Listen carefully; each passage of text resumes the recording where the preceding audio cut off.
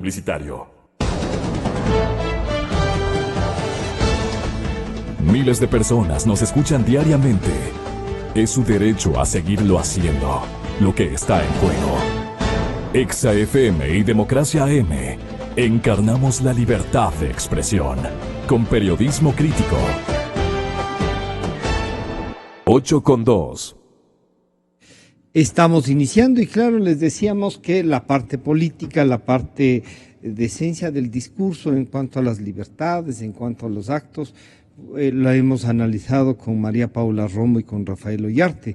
Pero una parte de la economía y de lo que trajo el mensaje del presidente Moreno en cuanto a la economía, creo que es indispensable. Se ha dicho en algunas partes, no se quiso reconocer algo. Eso podría asumir como responsabilidad o también como una razón de que es una continuidad. Pero al saludar al señor economista Marco Flores y al doctor Alfredo Vergara, vamos a hacer un contacto también con Carlos Julio Emanuel ya mismo para compartir algunas ideas. Y la primera pregunta, economista Flores, sería, ¿encontró un mensaje sobre la economía? ¿Le faltó esto? Yo sé que no vamos a profundizar en el estado de la economía, pero ¿qué debió haber presentado el señor presidente Moreno? ¿Le dan a usted alguna bocanada de aire fresco para repensar esto? Bienvenido, buenos días. Buenos días, Francisco, gracias por su amable invitación. Un saludo a Alfredo. Primero, permítame tomar unos pocos segundos para sinceramente felicitarle porque conozco que usted va a ser el nuevo director ejecutivo de la Asociación Ecuatoriana de Periódicos. Gracias. Así es que en buena hora, sé que cumplirá un gran trabajo, como lo ha venido haciendo también Diego Cornejo, que es el director ejecutivo saliente. Felicitaciones, Francisco, se lo merece en buena hora. Muchas gracias. Respecto de lo de ayer, yo lo que quisiera decir en primer lugar es que ojalá en el Ecuador tengamos en el futuro la oportunidad de ver una ceremonia un poco más sobria, independientemente de quién sea el presidente, porque realmente se presentó todo un espectáculo rematado por esa presencia del niño que no debía haber ocurrido, desde la entrada de los funcionarios, de todo lo que se vivió a la salida del expresidente Correa. Es decir, yo creo que hay necesidad de un poco más de sobriedad y al mismo tiempo de sencillez. El poeta decía, ¿no?, la difícil facilidad de la sencillez. Y no hacer ceremonias tan largas para tratar temas u observar cosas que casi a nadie le interesan, ¿no? En cuanto a lo de fondo, me parece que aquí hay tres mesas, ahora que se habla de las mesas tendidas, me parece que aquí hay tres mesas. La de la economía, ya vamos a ver si están tendidas o no. La del Estado de Derecho y de la institucionalidad, y la del reencuentro nacional. Solamente quiero topar de paso estas dos últimas para señalar que hay dos mesas que sí le ha dejado el expresidente Correa, le ha dejado dos mesas claramente tendidas al nuevo presidente, al licenciado Lenín Moreno, y que mucho dependerá de lo que él haga o deje de hacer para tomar sana ventaja de esas posibilidades y, en el caso de la mesa del Estado de Derecho y de la institucionalidad, realmente lucirse reconstruyendo el Estado de Derecho y la institucionalidad en el Ecuador. Me hubiera gustado escuchar un poco más expresiones sobre este tema del presidente entrante, porque la situación de la institucionalidad destruida y destrozada en el Ecuador durante 10 años y del Estado de Derecho seriamente afectado ameritaba una profundización en el tema, que espero que en los días subsiguientes se la dé. Yo creo que esa es una mesa tendida en la cual puede lucirse el presidente si es que lo quiere hacer y tiene todos los elementos a su alcance para hacerlo. La otra mesa, la de la reconstrucción en definitiva nacional en lo que tiene que ver con la división que hay en este momento en el Ecuador. Si algo importante pondría yo en primer lugar del mensaje del presidente entrante es que habló de construir un gobierno con respeto hacia los demás, no como una concesión de ningún presidente, sino como el reconocimiento a un derecho de la ciudadanía que durante 10 años ha sido ultrajada, sobajada, perseguida. Nuevos aires han soplado y eso es bueno, eso es saludable. De manera que esa es otra mesa importante, la del respeto, la de la consideración, como dijo el propio presidente entrante, de poder discrepar, del diálogo, pero sincero, franco y abierto, no con persecución. Y ahí tiene varias cosas que hacer, como por ejemplo comenzar echando abajo o modificar sustancialmente la ley de comunicación, como evitar la persecución a varios periodistas y a varias personas, por ejemplo a Fernando Villavicencio, como no virar la cara frente a lo que ocurre, la cara para un costado frente a lo que ocurre en Venezuela, donde se está asesinando al pueblo venezolano y a los estudiantes venezolanos. Y cualquier estudiante con dignidad solamente puede protestar viendo cómo se masacran a los jóvenes, algo que irrita la conciencia social. Hay que ser muy cínico para mirar para otro lado. Y hay que tener una indolencia descomunal para no dolerse de un pueblo que está siendo acuchillado diariamente. Y son temas que nos competen a todos. Pero yendo al tema de la mesa de la economía, bueno, yo creo que la mesa de la economía no queda ni tendida ni mucho menos, sino que queda patas arriba. Y poco dijo el presidente entrante sobre los temas que son de trascendencia. Probablemente lo dirá más adelante. Tampoco se puede exigir que un discurso, y menos en todo lo que pasó el día de ayer, se aborden con profundidad estas cosas.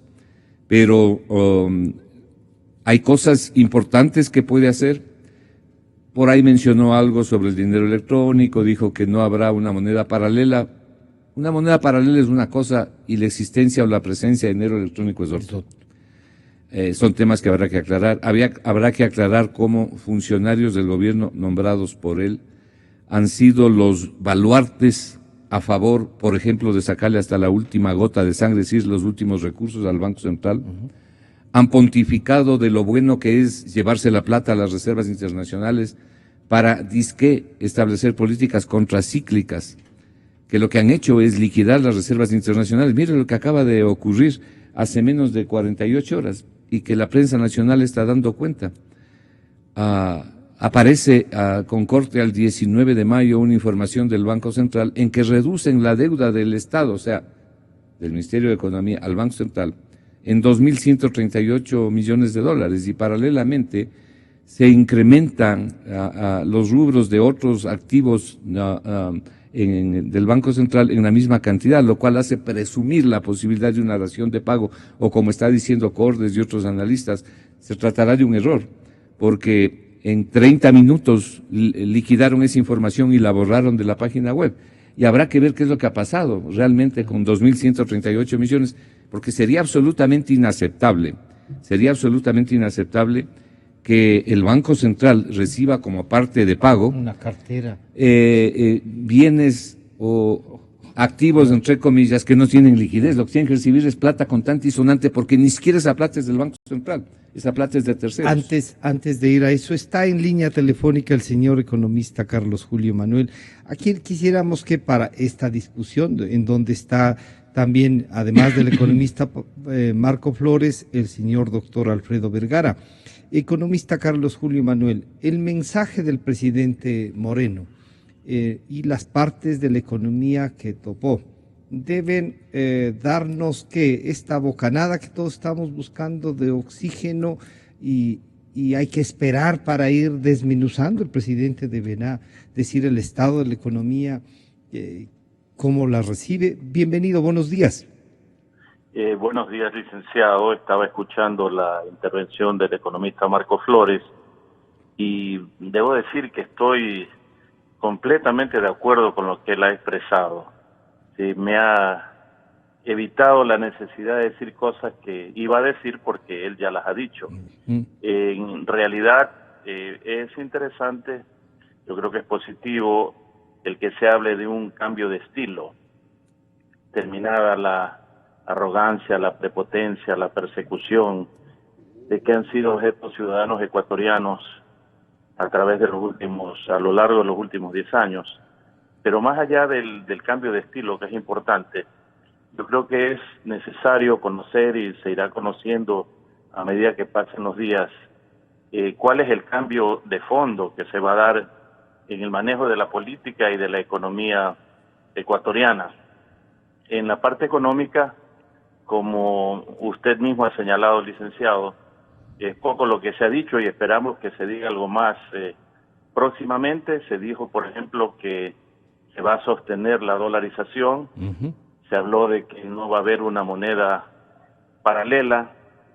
No obstante que las señales que hemos tenido en las últimas semanas de declaraciones provenientes del mismo presidente hace no mucho tiempo, del que ahora es ministro de Economía, hace dudar un poco de cómo es que se va a mantener la dolarización y cómo es que no se va a crear una moneda paralela a través del dinero electrónico. Ojalá se lo haga, ojalá haya respuestas concretas, ojalá tengamos en los próximos días el anuncio de que se ha conseguido una importante cantidad de recursos para reestructurar la deuda externa, que no es enorme en función de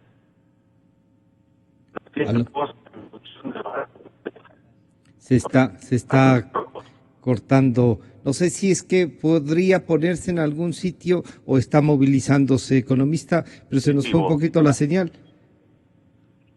Sí, lo escucho, lo estoy escuchando. Por favor. Entonces, ¿usted diría que para el tema económico hay que dar un poco más de tiempo, o el tema de la dolarización, el Consejo Tributario, la austeridad, hablan de una política económica? Bueno, yo no creo que hay mucho tiempo, licenciado, para resolver los problemas económicos del país, porque los problemas están aquí, no están después de varios meses. Hay un problema económico grave en el Ecuador, que es una contracción económica, desempleo, quiebra de empresas, y eso hay que enfrentarlo inmediatamente, a través de varias medidas. No creo que sea este el momento de poner a señalar cuáles son esas medidas que deberían tomarse para reactivar la economía ecuatoriana. En una palabra uno podría decir hay que desregular la economía ecuatoriana.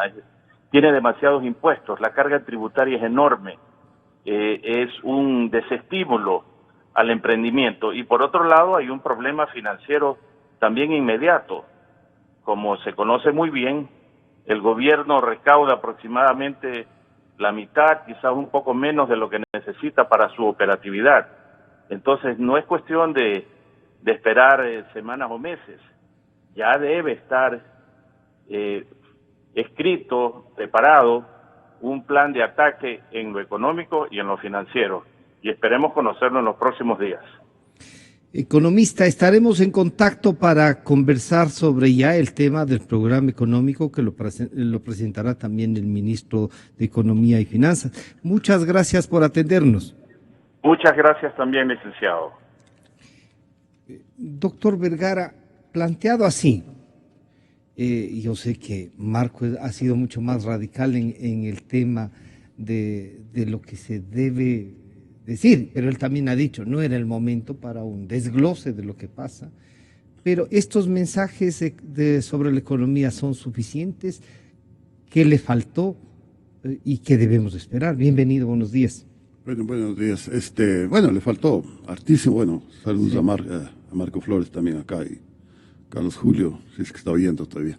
Le faltó especificar muchas cosas. En realidad de economía, que es lo que me interesaría concentrarme, porque el otro está siendo analizado por muchas otras personas, mucho más entendidas de la parte formal o informal del discurso, etcétera, etcétera. Dos cosas en realidad habló. Una, que se va a mantener la dolarización y la cuestión de austeridad. Pero en ninguna de las dos concretó absolutamente nada. En la cuestión de la dolarización dijo y garantizó que no generaría o no crearía una moneda paralela o un método alternativo de pago. También podría interpretarse de esa manera. Más me hubiera gustado a mí decir que el Banco Central en ninguna parte del mundo ha manejado el dinero electrónico, porque no lo puede, porque no son sus funciones, porque sus funciones de emitir dinero electrónico choca con la de emitir dinero contante y sonante. Choca, son dos cosas que no pueden darse, es como el agua y el aceite. Por eso es lo que los 90 países en el mundo que utilizan dinero electrónico, ninguno ha permitido que el Banco Central lo maneje. Y aquí, tal vez, entre paréntesis, una pequeña digresión. El día de ayer salió a nivel internacional la noticia de que el Banco de Zimbabue había sido, hace algunos días, había sido autorizado por el gobierno para emitir dinero electrónico. ¿Y qué es lo primero que hace el Banco de Zimbabue? Falsificar la moneda por cientos de millones de dólares. Falsifica la moneda, porque lo que dice es coloca en la contabilidad de la banca privada, como si ellos tuvieran unos cuantos, creo que algo así como 2.000 millones de dólares norteamericanos, como si tuvieran en las reservas los bancos privados. Totalmente falso.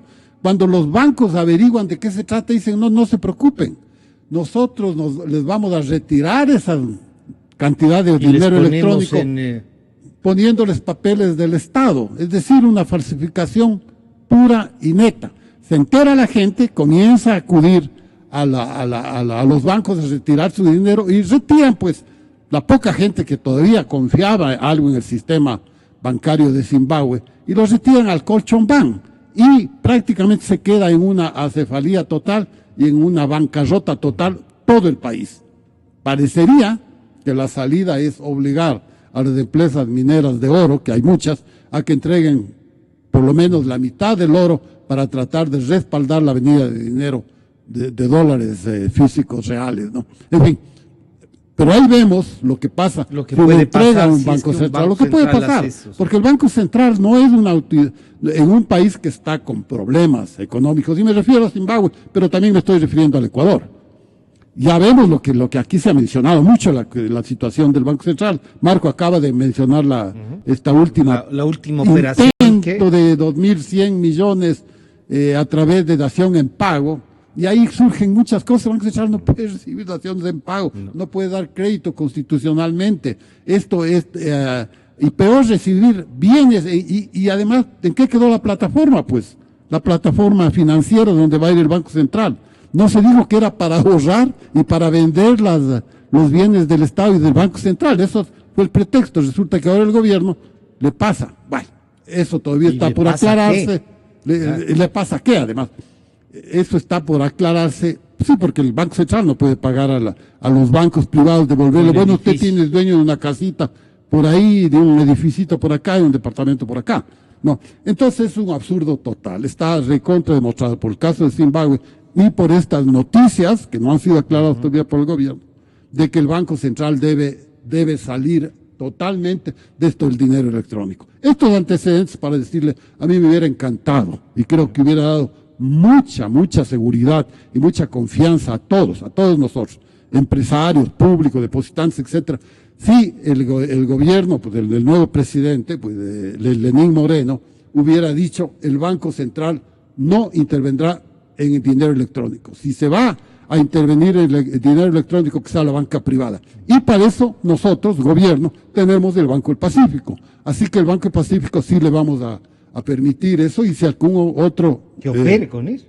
Y si, que opere. Que opere, no hay ningún problema, y que se dé también a los bancos. Y si hay alguna telefónica que quiere intervenir, también, como es en otros países, o crearse una nueva empresa, o una empresa de dinero plástico, no solo electrónico, quiere operar, que opere. El dinero electrónico ha funcionado desde, ya son 17 años. En Kenia se lo fundó en el 2000 para dar para bancarizar. Para bancarizar al 80% de la población que no vivía en Nairobi y que no tenía acceso. Se les dio. Posteriormente, meses después, se puso en Japón, país totalmente diferente a Kenia en todo aspecto, pero que sin embargo ahí el dinero electrónico sirvió para otro tipo de cosas, para el pago del transporte masivo y congestionado a través de tarjeta plástica o a través del móvil, con un solo toque, descongestionando totalmente los trenes. Es decir, es factible. La segunda cosa, que la cuestión de austeridad. Habló de austeridad, pero tampoco dijo mucho. Y más bien implicó que la austeridad no era tanto, porque habló de destruir, eliminar ciertos ministerios, uno de esos, pues, el Ministerio del Buen Vivir o de la Felicidad. Incluso los periodistas, con los sagaz que son, pusieron ahí unas fotos, unas tomas de Ehlers abandonando el recinto apenas apenas dijo eso, un poco antes incluso de que digas, pero la ministra Solís aclaró que no es que se van a eliminar, sino que se van a reemplazar. Así que la austeridad es otra explicación que debería profundizarse un poco más por parte del... En el discurso del señor licenciado Lenín Moreno, al referirse al tema económico y al anunciar el tema del Consejo Consultivo Tributario, austeridad de lo que estamos hablando, dijo lo siguiente: conformaremos un Consejo Consultivo Productivo Tributario para sentar las bases de un trabajo conjunto entre lo público y lo privado. Vamos a respetar el acuerdo firmado con el sector productivo, pero nada podrá plasmarse sin la corresponsabilidad entre el gobierno, las entidades financieras y el sector productivo. Me comprometo a entregar en el año 2021 un país con mejores resultados en los ámbitos interno y externo. Firmaré un decreto ejecutivo de austeridad en el gobierno. Todo gasto, toda inversión pasará por un filtro objetivo de necesidades ciudadanas. Vamos a sostener la dolarización. Repito, por favor, vamos a sostener la dolarización. Para ello impulsaremos todas las políticas y actividades que permitan sumar dólares a nuestro país. No tendremos una moneda paralela. Economista Flores, son tres temas que, sí, si bien el doctor Vergara nos ha dicho, se están haciendo, y usted nos ha recordado los últimos actos, no solo de los 2 o 3 meses finales, sino de lo que ha venido pasando en los 3 últimos años, sobre todo, donde se comienza a manejar de otra manera, y que ellos lo han denominado política anticíclica. ¿Esto no le da de alguna manera también un respiro? ¿O también es un punto de partida, no? Sí, lo es. Yo fundamentalmente rescato, si tuviera que hacer un resumen de lo que dijo ayer el presidente entrante, rescato su buena intención de actuar con respeto a la sociedad, a la gente, y de proceder correctamente. Me parece que ese es el punto central de su discurso. Ya veremos en los días que vienen qué es lo que va a hacer con la economía. Yo nunca doy consejos, como alguna vez ya le decía a usted, Francisco, ni siquiera en el campo económico. Emito opiniones, ¿no? Y tal vez sugerencias. Y en este sentido me parece que vale la pena dar 3 opiniones muy rápidas para el señor presidente de la República, si es que las quiere escuchar. La primera, deberían sus asesores decirle que pida con el carácter de inmediato un informe al Banco Central del Ecuador, al Ministerio de Finanzas y a Petroecuador sobre la real situación de las cuentas nacionales y fiscales. ¿Cuál es realmente el Producto Interno Bruto que se tuvo en el año 2016? ¿Cuál es realmente el producto estimado para el año 2017? Porque eso marca muchas otras cosas. ¿Cuál es la situación real de la deuda pública? La deuda pública, la que se reconoce y la que no se reconoce, pero que también hay que pagarla. ¿Cuál es de ese perfil de deuda? ¿Cuáles son los pagos que se vienen? ¿Qué posibilidades existen de poderla pagar o no? Es decir, pida la verdad. Y no solamente eso, sino que en el caso de Petroecuador pida un informe sobre la producción de petróleo comprometida y el saldo que queda, si es que queda algún saldo no comprometido, para ver los recursos con que cuenta o contará el Estado. La situación que hereda el presidente de la República es una situación muy complicada. Haciendo relación a lo que estaba diciendo Carlos Julio Emanuel hace un momento, y a quien le envío un afectuoso saludo, quisiera darle un dato, por favor, para que nos centremos en qué es lo que está pasando, porque yo coincido con él en que no queda mucho tiempo. Tienen que comenzar a 100 días y eso, ¿no? Y tienen que comenzar a hacer esfuerzos para pagar los sueldos de este mes. Mire usted, el presupuesto del Estado del año 2016, y digo el presupuesto general del Estado del año 2016 porque se aplica al año 2017. El presidente actual, por ser año electoral, el presidente actual tiene 90 días para presentar un nuevo presupuesto, un nuevo cálculo. Pero el inicial, el que aprobó la Asamblea para el año 2016, fue de 29.835 millones de dólares. Al final del día, el presupuesto general del Estado final llegó a 37.812 millones de dólares. 37.812. En estos 37.000 está metido un déficit de 7.538 millones, que es el 7.6% del PIB. ¿Qué quiere decir esto? Contrastemos con los ingresos. ¿Cuáles fueron los ingresos totales al presupuesto general del Estado en el año 2016? Fueron 16.582 millones. La diferencia entre los ingresos y el presupuesto que terminó el año 2016 es de 21.230 millones.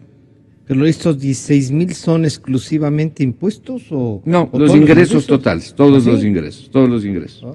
La diferencia, o sea, lo que faltó son 21.230. ¿Qué significa eso? Que hay un hueco mensual en el año 2016 de 1.769 millones de dólares. Ese hueco se mantiene. Es decir, están faltando 1.800 millones de dólares mensuales para poder cubrir el presupuesto general del Estado sobre las bases del año 2016, que son las mismas del 2017. Réstele los 7.500 millones que es el déficit del presupuesto general del Estado, y usted lo que tiene es una situación desastrosa. Entonces, ¿qué es lo que vino haciendo el gobierno anterior? Endeudándose con el que podía, sacándole dinero, inclusive, y a propósito de la mención que se hizo hace un momento, creo que por Alfredo, de que el dinero electrónico puede ir al Banco del Pacífico, le han obligado al Banco del Pacífico a comprar determinados títulos por más de 200 millones a la banca central. Y la plata que usa el Banco Central, el Banco del Pacífico para eso es plata de la gente, de las empresas y las familias. Lo que pasa es que se hace todo esto a hurtadillas, se esconde las cosas. Bueno, hay que comenzar sincerando la economía. Entonces, no tiene mayor tiempo el presidente actual y su equipo económico. Hay que contestar, por ejemplo, una pregunta sustancial o sumamente importante. ¿Y cuál es esa? ¿Va a seguir el gobierno sacando dinero del Banco Central de lo poco que queda? Tiene pasivos del Banco Central por más de 10.000 millones de dólares. Esos son los pasivos que tiene que responder. Y tiene activos por 3.000 millones, menos 1.000 millones del oro físico, en contante y en sonante 2.000 millones. ¿Va a seguir esta situación así? Lo cual es calamitoso, no solamente para la seguridad de la dolarización, porque dice va a mantener la dolarización. Perfecto, pero la dolarización no se mantiene de boca, se mantiene con acciones concretas y dándole seguridades concretas en la economía. Una de esas seguridades es no seguir sacándole dinero al Banco Central. Habrá que escuchar qué nos dice el nuevo ministro de Economía al respecto. Pero si usted dice no seguir sacándole dinero, y la tesis ha sido la utilización de las reservas para esta política contracíclica y que podamos volver a fortalecerlo, ¿de dónde van a sacar el dinero? Bueno, una de las cosas que tiene que hacer es reactivar la economía entre otras formas, reduciendo determinados impuestos. Tiene que bajar el gasto público, no puede hacerlo de la noche a la mañana, tiene que haber un programa para todo esto, para la bajada de impuestos, para la eliminación de otros impuestos, para la reducción de unos, en fin. Pero adicionalmente, cuando nos están diciendo, vamos a cambiar el perfil de la deuda. A ver, Francisco, vamos a cambiar el perfil de la deuda y vamos a pedir tasas más bajas y plazos más grandes. ¿Cómo así? Les llamamos a los acreedores y les vamos a decir, cámbieme, bájeme la tasa de interés, amplíeme el plazo, ahí ya está. ¿Y por qué eso habrían podido hacer la negociación del crédito? ¿Qué es lo que le pasa a usted? ¿Qué es lo que le pasa a usted? Es decir, le van a decir, a ver, señor, ¿qué programación trae usted? ¿Cómo me piensa pagar? ¿Cuál va a ser el programa económico que usted ha formulado y que va a implementar? No conocemos. Para todo eso conspira el sacarle lo poco que le queda al Banco Central. Y además conspira contra la dolarización, porque les resta seguridades a una institución que debe estar presta a acudir, por ejemplo, a mantener la liquidez de la economía, que es la forma sustancial de mantener la dolarización. Porque además se están usando recursos que ni siquiera le pertenecen al Banco Central, y ya ni siquiera a las instituciones públicas, sino a las personas y a las familias y a las empresas. Entonces, son los hechos los que tienen que hablar. Para esto es necesario, como acabo de decir, conocer cuál es el programa económico, las acciones concretas, reales y verdaderas, y en forma urgente, porque tienen problemas serios de liquidez. Está en línea telefónica el economista Fausto Ortiz. Economista, buenos días. Francisco Rocha le saluda. Está con nosotros el señor economista Marco Flores y el doctor Alfredo Vergara. Queríamos preguntarle, porque estamos conversando sobre el discurso y el mensaje del señor presidente Moreno y habíamos escuchado lo que dice él sobre la economía, las pocas cosas que topó. No sé a usted si le faltó en el mensaje algo del estado de la economía o si es que coincidiría que, si bien no se puede hacer una información ampliada en un mensaje a la nación, sí valía la pena que diga el estado de cómo recibe el país. Buenos días, economista. Gracias, Francisco. Saludos en el estudio a economista Flores y a Alfredo Vergara. Saludos también a la audiencia. Yo creo que es importante poder escuchar al presidente de la República sobre temas que fueron críticos y de gran preocupación a la población, que son la dolarización y el uso del dinero electrónico. Por supuesto que quedan muchas cosas pendientes, sí habrá que ir analizando qué piensa el gobierno sobre la mesa apuesta que le da el gobierno, si realmente creen que es mesa apuesta o si es que en verdad van a empezar a analizar las cosas y decir las cosas tal cual son. Hay que chequear el asunto de temas complicados que lo estaba diciendo Marco hace minutos, el tema del déficit fiscal enorme del año 2016 y lo que aparentemente podría ser el mismo 2017, el endeudamiento que al mes de abril el gobierno lleva ya más de 2.700 millones de dólares de endeudamiento en lo que va del año. En el último mes, solamente en el mes de abril, el gobierno alcanzó a colocar 315 millones de dólares en bonos que se llaman Petroamazonas, es decir, no es plata para el Estado ecuatoriano, es plata para atender las necesidades de Petroecuador, quizás para no acumular más deudas, pero no le queda plata para el gobierno central. Y entonces el gobierno los meses previos tuvo que ir a tomar 1.500 millones del Banco Central y la expectativa era que le puedan pagar con plata en efectivo también, y aparentemente lo que están es viendo la manera de entregar formas de dación y pago. Son cosas que tendrá que el gobierno nuevo tendrá que ir ubicándose. Conocemos bastante bien el concepto de las autoridades económicas que están entrando, es un concepto alineado plenamente con el gobierno saliente. Sin embargo, creo que vale la pena que esperemos también al menos un cuestionamiento, ¿no? Ya en el poder sentados, cuando ven la realidad que la caja no alcanza, que la plata no alcanza para pagar la nómina, que no alcanza para pagar los gastos, que le faltan más de 1.000 millones mensuales para atender, eso quizás, ese baño de realidad, ese baño de enfrentar a la realidad, quizás los haga ver que y analizar lo que reciben para no ser ellos los responsables de lo que ocurre de aquí para adelante, ¿no?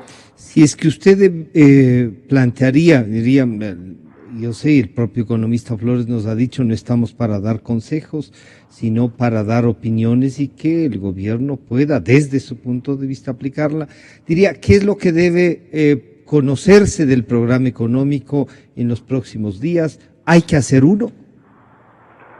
Claro, definitivamente hay que hacer un plan económico. Lo que el gobierno va a tener que hacer en estos días, debe estar trabajando para presentar a la Asamblea Nacional el nuevo presupuesto del Estado para este año. No creo que se tomen 90 días para presentarlo. Yo calculo que a lo largo del siguiente mes, en junio, debería estar listo y enviado a la Asamblea para que la Asamblea lo pueda discutir en 30 días e ir pasando ya señales claras de si quieren en verdad recortar recortar el gasto, emprender en algún tipo de ajuste, bien sea en el gasto de inversión, que ojalá pueda ser combinado con un trabajo en conjunto con el sector privado, para que el sector privado entre a invertir recursos donde el Estado no puede invertir. Pero para que el sector privado pueda invertir recursos necesita al menos un plan económico que pase confianza, ¿no? Al menos debería decir, ni un dólar más del Banco Central va a financiar al Estado, y lo que le toque devolverle al Estado en recursos que se devuelva, aunque significa aquello mayor endeudamiento para el país, que la deuda, según como la contemos, está bordeando los 50.000 millones de dólares, y entonces habrá que chequear ese tipo de situaciones ya en pasar del discurso a la realidad, ¿no? Queremos agradecer al economista Fausto Ortiz. Estaremos en contacto ya para ver, ojalá entonces veamos en los próximos días las primeras señales de un programa económico y de lo que se le plantea. Gracias, economista. A ustedes, saludos. Doctor Vergara, entonces uno diría, todavía necesita un tiempo. El discurso no era ni suficiente, pero tampoco era lo principal. Hay mensajes positivos de algunas cosas, la gente entra en duda y dice, ¿será tanta belleza en algunos casos? Pero ¿qué debería tener entonces el programa económico? Basados en temas de deuda, dicho reperfilar, como nos recuerda Marco, ¿y qué significará eso? A ver, totalmente de acuerdo de que tal vez no era el lugar para hablar. Incluso creo que el propio presidente Moreno lo dijo. No es un sitio para cifras, sino para pensamiento de un hombre hacia otro hombre, etcétera, etcétera. Es decir, por esa parte medio sentimental, medio subjetivo, y no de cuestión económica. Tal vez por eso no habló. Algunos presidentes habrán sorprendido porque en realidad los discursos de posesión son discursos económicos generalmente. Del Estado de la Nación. Claro, el Estado, así es. Pero bueno, la tercera cuestión, digamos, que fue importante dentro del discurso desde el punto de vista económico, en el sentido de que fue importante porque no dijo nada de eso, es cómo va a financiar cualquiera que sea el programa del gobierno, que ya lo sabremos, pero por lo menos una pequeña idea, aunque sea un poquito vaga, de cómo va a financiar. Yo creo, aquí sí, yéndome a su pregunta, que eso es lo que se deberá contestar en las próximas semanas. ¿Cómo se va a financiar? Porque el problema urgente, el problema estructural, difícil y principal, es el problema del desempleo.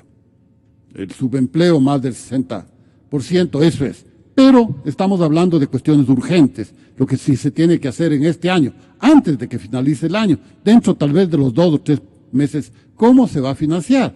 Y el Ecuador tiene solo 3 fuentes de financiamiento, no tiene nada más. La deuda, interna o externa, deuda, la impuestos, que viene, y la cuestión del petróleo. ¿Sí? Endeudarnos más afuera ya no podemos, se podrá hacer pequeña reestructuración, reingeniería, etcétera, y eso sería materia de otro programa de análisis. La cuestión de los impuestos, ya desde marzo del 2015, ya se ha demostrado, pues, ese axioma económico que los impuestos sobre el Producto Interno Bruto tienen una tasa máxima de crecimiento, porque después de eso la recaudación, por mucho que suba las tasas de los impuestos o el número de impuestos, va a bajar, que es lo que ya pasó aquí en el Ecuador. El economista Flores dice que hay que bajar algunos impuestos para reactivar, y ahí uno podría pensar, si bajan esos impuestos, ¿cómo esa plata que cubrían, de dónde la vamos a sacar? Ese es un axioma económico recontra conocido y practicado, digamos, comprobado en casi todos los países a lo largo de todo el siglo, de la segunda mitad del siglo XX.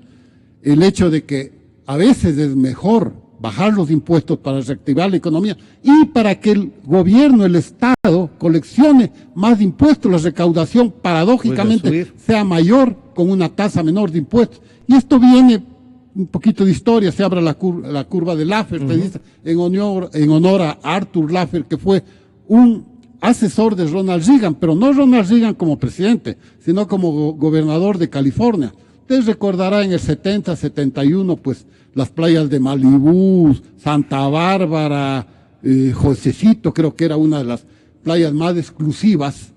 Y Ronald Reagan recibió el consejo, ¿por qué no bajamos los impuestos prediales? Porque ya no había demanda para esas tierras, porque eran muy caras. Bajaron los impuestos y vino el boom en California de construcción, y eso le sirvió a Ronald Reagan, hasta ese entonces un oscuro gobernador, a coger una preeminencia total, llegar a la presidencia y hacer lo mismo y tener los 7 años gordos del neoliberalismo, como se llamó. Es decir, fue un éxito la bajada de los impuestos. Así que no es una idea descabellada como pudiera pensarse el común de la gente. Hay ese antecedente. Pero bueno, yo estoy hablando de lo que se puede hacer en el Ecuador. Impuestos no se pueden subir, porque más bien baja eso. Ya se comprobó aquí. Salvaguardias y la subida del 2%, lo que pasó es que bajó un 20% la recaudación de los impuestos programadas para el año 2016. 15.800 se puso en el presupuesto y total se recaudó 3.200. Es decir, ya no hay cómo discutir, no hay cómo subir impuestos. Y la tercera cosa, petróleo, bueno, pongámonos a rezar, no nos queda más. Pero hay una tercera parte, y ustedes, cierto es que no hay que dar consejos, sino piden, etcétera. Yo también creo, pero hay derecho a opinar. Y sobre todo si uno ha opinado ya como 3 o 4 años, que yo vengo diciendo lastimosamente, nadie que yo sepa ha cogido un poquito la batuta.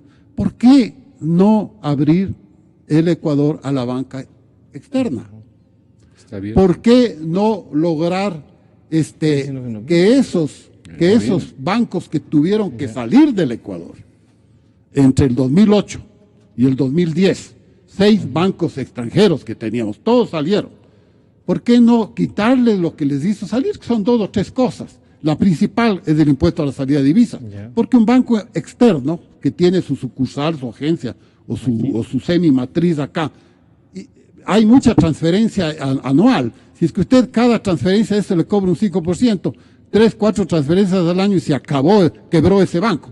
Es decir, bueno, hay otro, eso también tal vez materia de otro programa. Y reponer pues la ley de competitividad financiera que ya funcionó aquí en el país en el primer año de este gobierno y que también fue exitosísima. Las tasas de interés por esa ley bajaron en un 30% las tasas de interés promedio de las 8 tasas y los costos y tarifas financieras se redujeron a la mitad y además hubo una nueva bancarización, es decir, un ingreso de microempresarios de 220,000, un éxito total. ¿Por qué no volverlo a poner? Yo creo que esa oportunidad es la que tiene el presidente Moreno.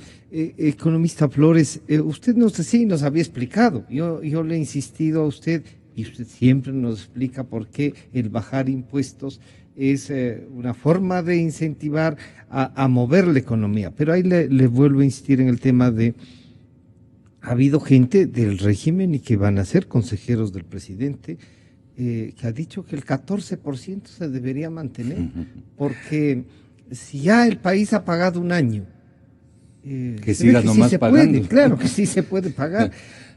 ¿Cómo hacer este planteamiento? A ver, en primer lugar... y lo de la banca también. Sí, voy a tocar lo de la banca que ha dicho Alfredo. En primer lugar, bajar impuestos, eliminar ciertos impuestos, no es un asunto unilateral. Ya. Usted paralelamente, esto es como las 2 líneas del tren, del ferrocarril. No se puede interrumpir. La una es la bajada de impuestos, la reducción de otros o la eliminación de unos terceros. Las 3 cosas hay que hacer. Pero paralelamente, en la otra línea del ferrocarril, usted tiene que bajar el gasto. No se puede simplemente bajar impuestos y mantener el gasto igual, o peor aún, incrementar el gasto como ha ocurrido en el primer trimestre del año 2017, en que el señor Correa se manda un déficit en el primer trimestre de 2.100 millones de dólares.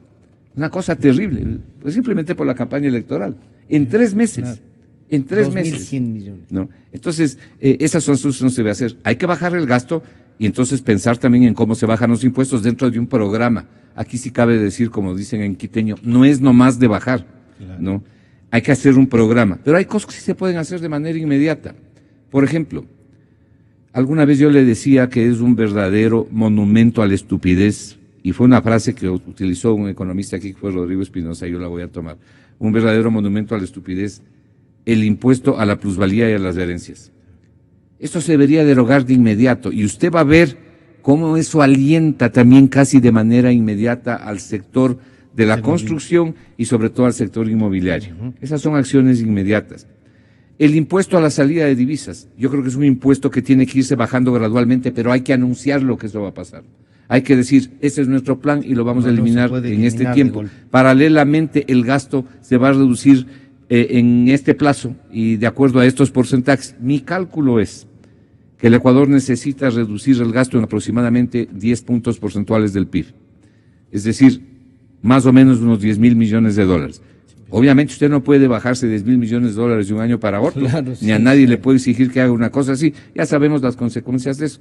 Pero hay que señalar la dirección de esa política. Sobre el tema de los bancos, miren, una de las cosas que puede hacer este gobierno, primero, me parece a mí que el señor presidente Moreno habrá de exigir a sus funcionarios, y sobre todo del área económica, que ya no mientan, ni sigan diciendo verdades a medias, ¿no? Yo me voy a referir a un caso concreto verdaderamente clamoroso sobre eso. Y creo que con eso el presidente actual dará mucha confianza al país o devolverá parte de la confianza. Pero un tema que es importante, olvidémonos por un momento de la inversión extranjera directa que en este país es exigua y prácticamente inexistente. Eso toma más tiempo. No es que no importa, importa y muchísimo, pero hay otra que está más a la mano, que está más al alcance, que es la plata ecuatoriana que se ha ido al exterior. Es decir, el retorno de esos capitales. Pero esos capitales no retornan ni al Ecuador ni a ningún país, porque usted le diga, vea, sea buen ecuatoriano, venga aquí y ponga su plata, pero no sé qué irá a pasar con el dinero electrónico, o sea, usted patriota y ponga nomás la plata aquí y corra los riesgos. No, tienen que haber las garantías. Probablemente generar un programa tributario que toque este punto para que la gente traiga su dinero con tranquilidad. No puede invertir con leyes como las que le acabo de señalar. Quiero señalarle algo. Aquí en esta mesa yo he escuchado a funcionarios del área económica del gobierno que acaba de terminar, que han repetido hasta la saciedad de qué se están quejando si la deuda, la que ellos calculan, es 40% del PIB, y países como Japón tienen el 240% del PIB de la relación deuda-PIB, y Estados Unidos tiene el 100% y así. Mire usted esta verdad a medias, esta forma de engañarle a la sociedad.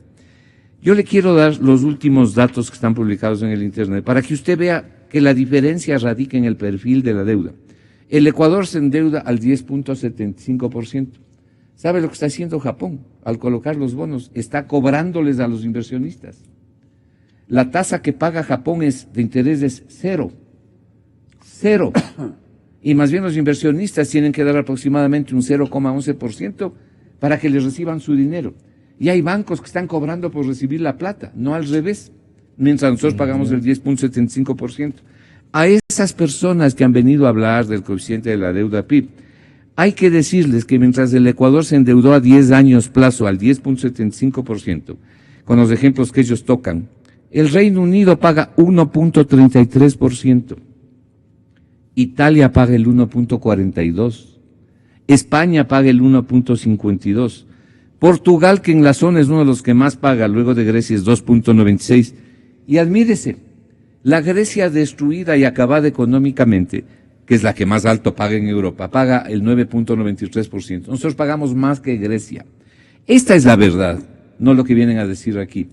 Sobre el tema de que vengan los bancos extranjeros, en el Ecuador no existe ningún impedimento formal, legal, para que venga ningún banco. Puede venir el día de mañana si quiere. Pero el problema no es ese.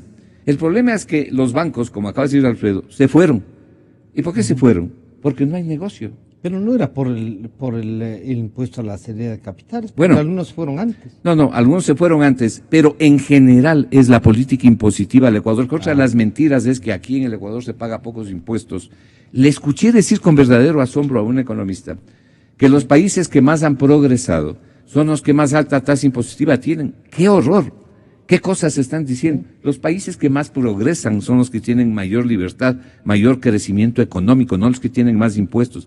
La política económica no se ha diseñado, como hemos dicho en más de una oportunidad, Francisco, para masacrar a las familias y a las empresas.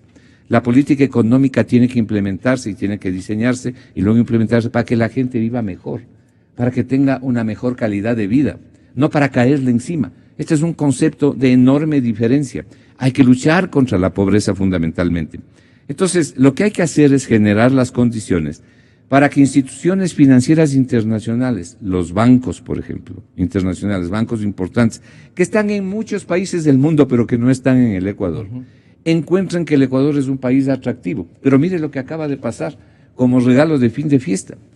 Acaban de romper los 17 tratados con los países de tributación financiera, que garantizaban, en primer lugar, que en el caso de las controversias serían dirimidas por una corte y por unos jueces en los que se pueda confiar. No solo para el caso del Ecuador, sino para el caso en general de América Latina. Acabamos de romper el tratado con Estados Unidos. Ellos acaban de decir que eso era por un tema de soberanía, que hay que... ¿Sabe lo que es soberanía? ¿Sabe lo que es soberanía? Que la gente pueda comer, que la gente pueda educarse, que la gente tenga mejor salud, que la gente tenga mejor calidad de vida, que vive en libertad, que haya respeto para expresarse y para vivir. Esa es la verdadera soberanía. La otra es un concepto populista que le hace daño a la gente. Es simplemente meterle a la gente gato por liebre. Esto nos va a perjudicar enormemente. Mientras tanto, abrimos relaciones con ciertos países árabes con quienes no comercializamos ni chicles. Y hacemos semejante cosa con Estados Unidos, que es un país a quien le vendemos el 42% de todo lo que producimos. Y no solo con Estados Unidos, sino con 16 países más y algunos latinoamericanos. Doctor Vergara, Marco nos recuerda lo del perfil de la deuda y también comenta lo de los bancos, pero usted diría que el servicio de la deuda, por ejemplo, son como 7.500 millones por año, y frente al presupuesto eso es como un 30%. Y entonces ahí dice uno, ¿qué me importa a mí el tema de si no llegamos al 40% del PIB en tema de deuda, si tengo este costo financiero? ¿Por qué? A ver, claro, manejadas las cifras así separadas, parecería que esto no tiene relación. A ver, el tema de la deuda en realidad es un tema que no se lo puede mirar ni analizar en base a las estadísticas internacionales, porque yo he oído a mucha gente del gobierno generalmente que hablan, por ejemplo, del Japón, que tiene el 230% de su PIB tiene como deuda, o el caso de los Estados Unidos, que tiene el 110%, entonces que Ecuador tenga un 40% es bajísimo. Pero es que lo que pasa es que tenemos que compararnos con nosotros mismos o con nuestros vecinos. El caso de Colombia no llega al 15%, y el caso del Perú al 18%, bajó últimamente. Es decir, nosotros con el 40% pues estamos del doble. Entonces esas estadísticas depende de cómo se las mira, cómo se las maneja. Los números son a veces un poco, ponerse a comparar países o ponerse a comparar diferentes tiempos es bastante tricky, como dicen en Miami, ¿no? Ahí es cuestión de quién manipular un poco, incluso la presentación de cifras. Y peor, si tenemos opacidad en las cifras, como sucede aquí en el Ecuador. Eso sería lo que el economista Flores nos ha dicho, son verdades a medias, pero que no nos sirven para la vida diaria. Yo pondría algo que ya se mencionó aquí, que también mencionó el economista Ortiz, en el sentido de que lo que estamos viviendo ahora, el presupuesto del 2017 es exactamente igual, porque es prolongado el 2016. ¿Qué pasó en el 2016? Ya se ha mencionado aquí de los déficits. Miren, el 2016 el incremento de la deuda pública fue de 13.642 millones. 13.642, un incremento absurdamente alto para los estándares del Ecuador. ¿Cómo se utilizó eso para amortizar la deuda antigua? Sin poner intereses, se utilizaron de esos 7.294 para pagar el déficit entre ingresos y egresos netos de 6.000 y otros gastos de 268. Es decir, en definitiva, el 100% de la amortización de la deuda, y no solo de la amortización, sino también de los intereses pagados, que llegaron a ser cerca de 2.000, el 100% fue financiado con nuevo endeudamiento. No fue financiado ni con el petróleo ni con impuestos, sino con más deuda. Y ese es el gran talón de Aquiles y el gran dogal que tenemos para el crecimiento en base a la deuda, que ya estamos en una rueda inmensa de nieve que está bajando por la montaña y que cada vuelta se ingresa más. Ya necesitamos endeudarnos para pagar deuda antigua. Ya no necesitamos deuda ni siquiera para gasto corriente. Ya no podemos. Primero hay que pagar la deuda antigua. Y eso se lleva las 3/4 partes del nuevo endeudamiento. Y el 100% del servicio de la deuda, amortización más intereses, es pagado con nueva deuda. Por lo tanto, ese ya no es el camino. Por eso yo insisto en la necesidad de la apertura Pero ¿cuáles serían entonces las señales para que los bancos, Marco, está abierto?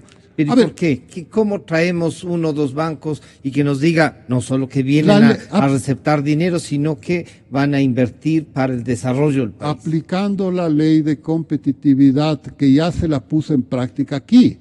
¿Qué es lo que decía esa ley? Primero, el Estado no es que retiraba, sí, pero tampoco controlaba los costos y tarifas de las tasas financieras, sino que regulaba. ¿Regulaba en base a qué? En base a la competencia entre los mismos bancos. Y ahí pues voy a recordar, dos de los bancos más exitosos de ese tiempo fueron los que más compitieron entre sí. Fue el Banco de Guayaquil y el Banco del Pichincha. Fue un boom de estos dos bancos porque fueron los únicos que cogieron la batuta de comenzar a competir. Hubieron otros bancos también, pero no fueron tan exitosos o no se lanzaron a bajar las tasas de interés. El tamaño también, ¿no? Sí, claro que tiene que haber el tamaño. Es que ellos o competían o los bancos extranjeros los comían. Por eso fue lo que los bancos, pero los otros bancos, los bancos pequeños también tenían necesidad, en alianza con los bancos extranjeros, también hubieran tenido oportunidad. Es un tema un poquito complejo que no quiero rato disgregar, pero sí respecto a decir lo que se dijo, ¿por qué se fueron los bancos? Se fueron los bancos, primero, obviamente por el entorno, porque sintieron que había cierta cosa. Hubo un banco Centro Mundo, muy exitoso en aquel entonces, que se fue porque sencillamente el presidente comenzó a hablar en contra de estos bancos extranjeros que vienen a dar y a extraer recursos con altas tasas de interés de los microempresarios. Banco Centro Mundo fue fundado para dar crédito a microempresa. Pero era alto el costo.